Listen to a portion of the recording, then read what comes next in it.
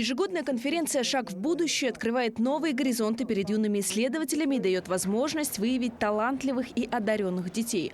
Около 1800 участников республиканской конференции были отобраны по итогам школьных и районных научно-практических соревнований.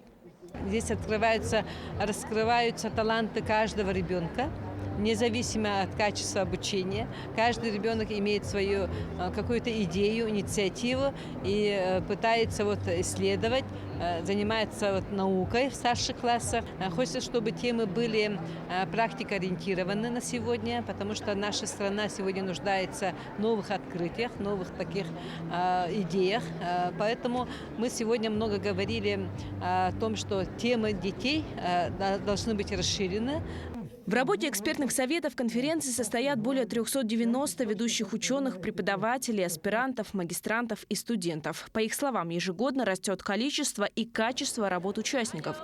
В этом году самыми многочисленными секциями являются секции в области гуманитарных наук.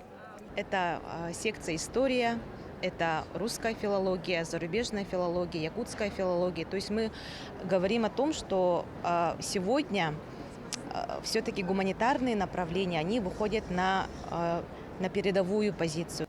Один из участников гуманитарного направления Арсен Федоров, ученик 11 класса Мегино-Кангаласского улуса, представил проект по изучению своей родословной. Он ведет его с 5 класса на протяжении 6 лет.